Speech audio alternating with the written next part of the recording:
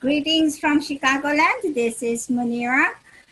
I am the CEO and founder of Kismet Ventures, and I am on a mission these days to find a person who is adding value to people. I am a John Maxwell certified coach, and I have, a YouTube channel called Munira's Musings. I have Stephanie here with me, Stephanie White, and she is adding value to people in her own way. So the reason I am on this mission is because we find that long ago there were people who were, a child was raised by a community. These days we are scared about that. So the gap is filled by coaches and people like her who are adding value to different people and creating a community, if you will, of sensible value adder in the world. So Stephanie, thank you so much for your time. Thank you for being with us today. You're welcome. You're welcome. Thank you for having me. Now, so tell me where you are and what you do. Okay. Well, I am from the Washington, D.C. metropolitan area. I actually live in Maryland, and I am an event coordinator. I have my own event coordinating business, Stephanie White Events, LLC. And I am also a new author. I just had a new book come out, 1,000 Miles in My Shoes. One Woman's Journey from a Shattered Life to an Authentic Self-Discovery. So that came out in April of this year. So, I'm doing pretty well. I can't complain. So that's what I do on the entrepreneur side. And then, of course, with the book, which I want to do more motivation or speaking with people. So. Oh, okay. So how long have you been in business and what is your business? Okay. Oh, yeah. So I started, I've been in business since 2006 and I have an event planning business. So I do events from weddings to corporate events to birthday parties. And you do this single-handedly or you have a team? I have a team of people that work with me. Oh, good. Okay. So you've been in business since 2006. Yes. And so your value to people is that you make their moments, their special moments memorable. Yes. So yes. How did you jump? So tell me, let's go back to 2006. Yes. And let's go back to time travel and see if we can figure out what was Stephanie doing then before she decided she's going to do event planning.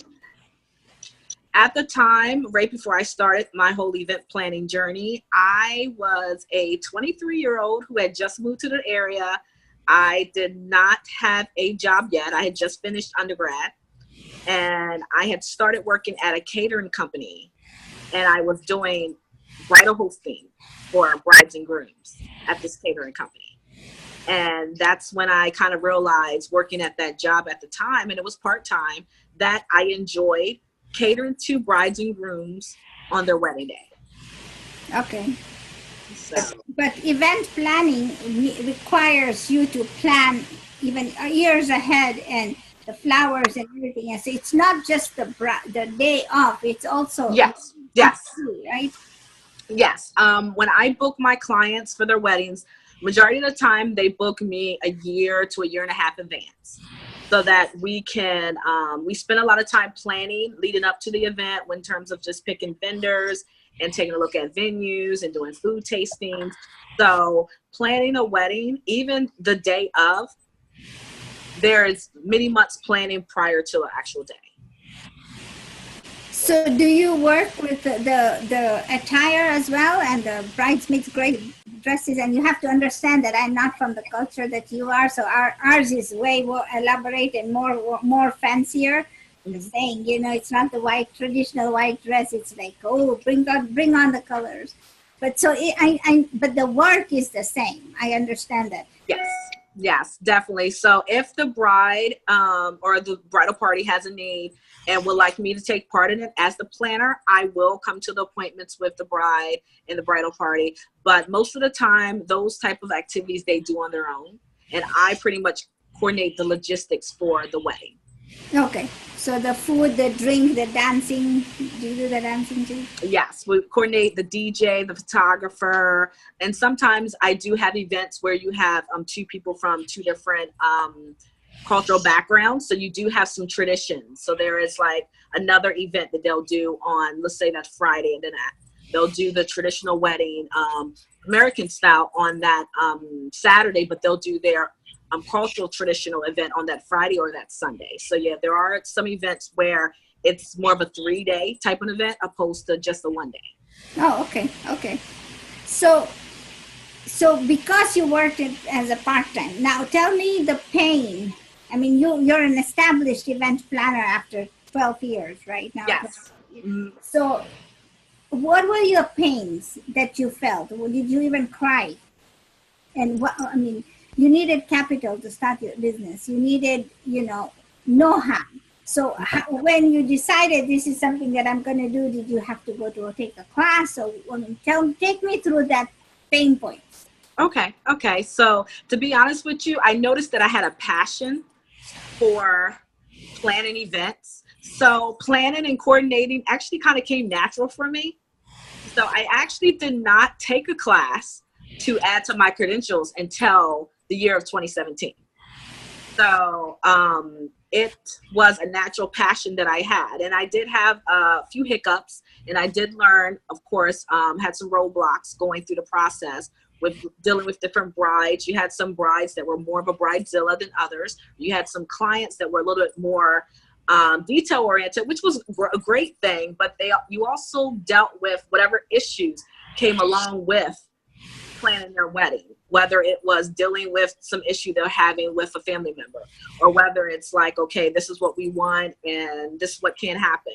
I've had so many different experiences where I've had, you know, some clients who have lost loved ones in the process of planning their wedding. So I'm like, what do I do as a planner? You take some step back, you make sure they're okay, and you move forward.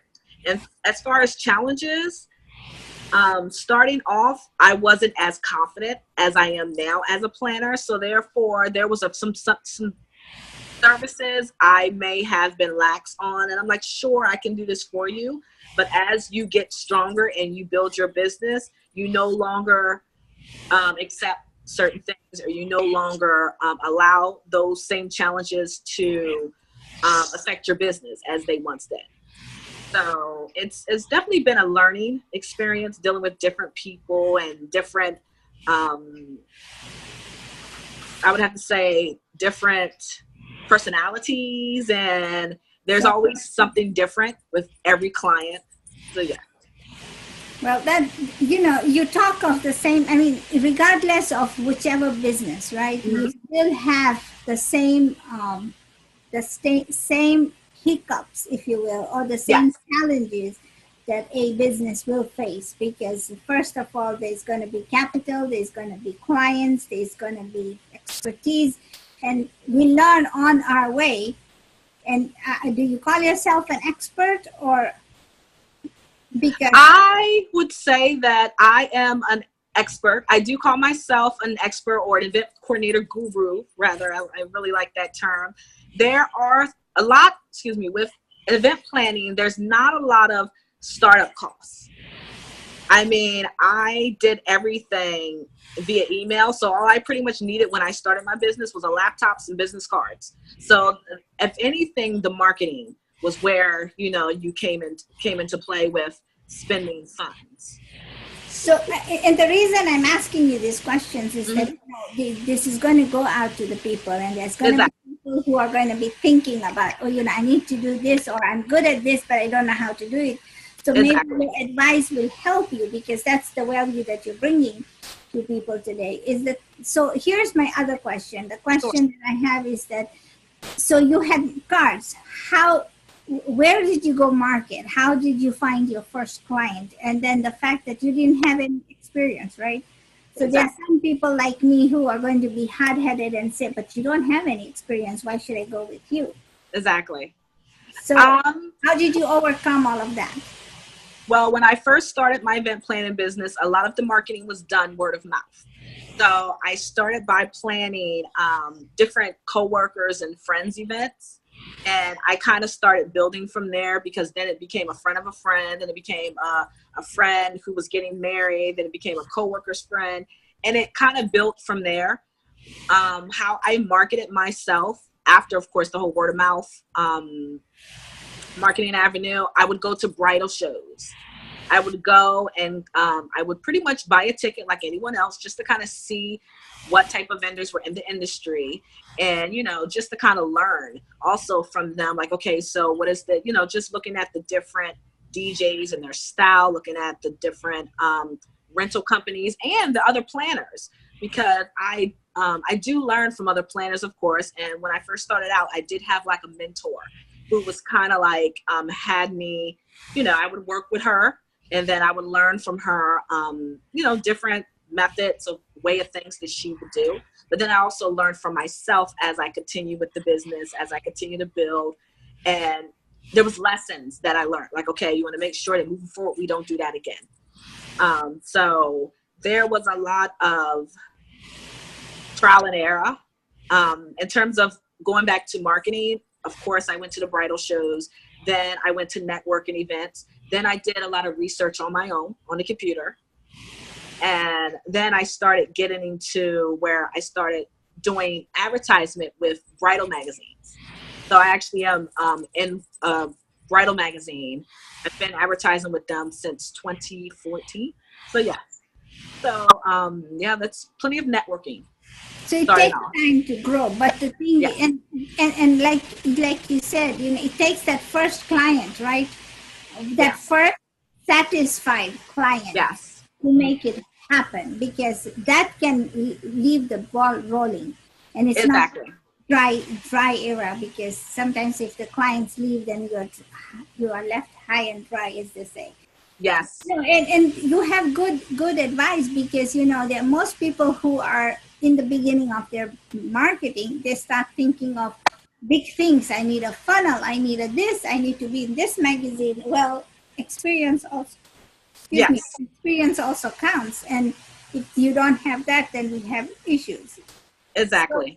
So as you have grown, what advice do you give to our people that are watching this? Okay, some advice that I can give, based off of my experience over the years, is to stay organized and know your craft.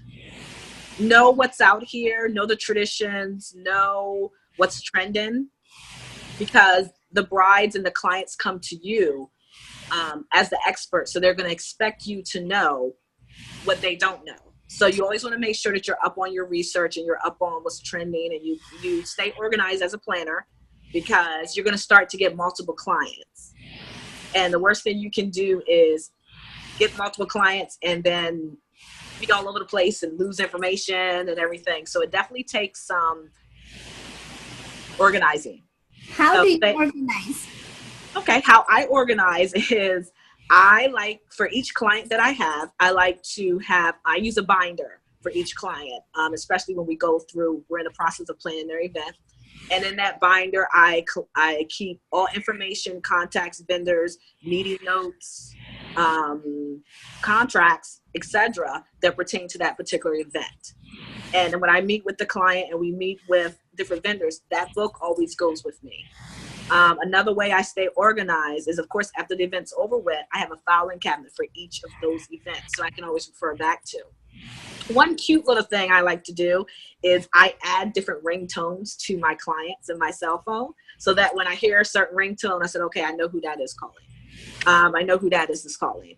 And I also tell my clients, though, depending on the package that they get, you can call me anytime. I'm your planner. Because sometimes they have questions, and sometimes they're afraid to call you when they feel like they've only are getting a certain service. But that's mainly how I stay organized. I mean, emails, of course, you want to create folders, and then you want to create some type of tangible folder item for the event as well. Okay, so do you, and that's great advice, because in any business, of course, you're going to have to be organized. Yes. You're not all over the place. Oh my God, where did that go? Exactly. Right? So, and you have good advice, but you keep the folder and then you file it, everything. So how long do you keep your records? I I actually keep my records. I would say I don't like to throw anything away. So I keep them. I have records from my first event in 2006. So I would keep them as long as I feel like I need to keep them. I probably won't throw them out until maybe another 5 years, but knowing myself, I probably would keep those and just kind of archive them. So. No, that's good advice because now we have the scanning, right? Just scan everything and save it. Don't keep the paper boxes like we did a long time ago. Exactly. Okay, so be organized. So now, one question: when you have a bridezilla that you mentioned, do you still work with them, or have you said no to a client and say I cannot work with you? Here's your money back. I still work with them, but I let them know from the beginning that I am your planner and this is my job. And I just kind of put things into perspective for them in the beginning so we don't have any issues. Because if I already sense the type of energy or personality that they have, I think it's better to kind of at the door lay some ground rules. And I know that they're going to get excited, of course, during the planning of the event. But then sometimes, okay, let me refer back to what I said on day one. So in some cases, I find that I'm also the counselor as well as the planner, or therapist rather. So it varies from client to client. Okay. So you said you finished your bachelor's degree. So what was your undergrad in? Okay, so my undergrad was in business administration with a concentration in marketing. And my easy to you. Yes. And then, of course, my master's was in management with concentration in marketing. Yes. So marketing again. Just built upon it. Yes, pretty much. Okay. So I know that you have great advice because, many people, and myself too, we worry because we've invested in education, we've invested in whatever, or sometimes we have no clue as to start. Like you said, for those people who are looking for a business, you understand your market, but understand your gifts. Like you had that inkling where even though you had a marketing degree and whatever, the education, the higher education also, but the thing is that you took your passion and ran with it. Exactly. That's exactly what. So many people. Now, so the other question is that you have competition. I mean, weddings, especially this time of the year, is like the hot commodity item. You have to have all the venues in place and everything. You have competition. So one, how do you compete with the venues, etc.? And two, how do you compete from your client, because they test before you buy, and so they may have come to you, and how do you stop them from going to another wedding planner? Yes, that is customer retention is what I'm asking. Exactly. So one thing that I always keep in mind, because I am a very spiritual person, is that there's enough clients out here for everyone. So what one client doesn't like, for me, another client will. So what I try to do as a planner is I put my best foot forward and I say, okay, this is what we can do. This is what I can offer you. But if they happen to interview someone else and it works out better for them, I said, okay, no problem. At the end of the day, I do feel bad that I didn't get the client, but I have to realize that what's for me is for me, so that I'm going to get the clients that I'm supposed to have. And so it's not too much. All I can do is do the best that I can in terms of presenting myself. And it's pretty much up to the client if they decide to go with me or with another planner.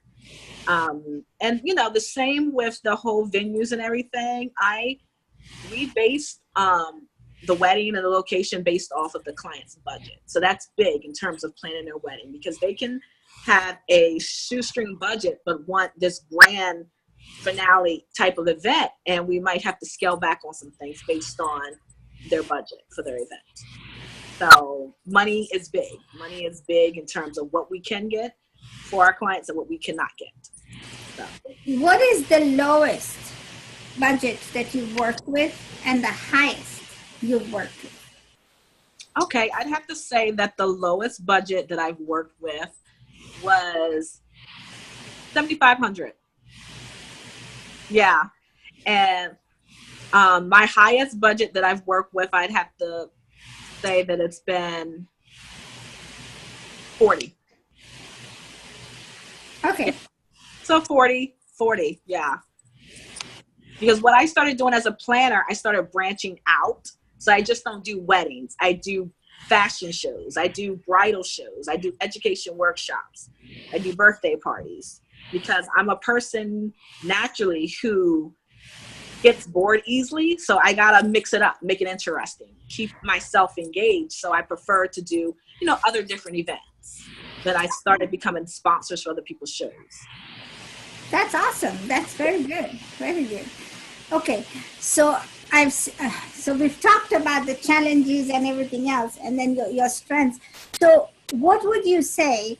What would you advise anybody out there who is trying to create a business for themselves? What is the one thing that you need to leave them with? I would have to say for them to be open, stay open, and remember that they're building a brand. And so you never want someone else to come in to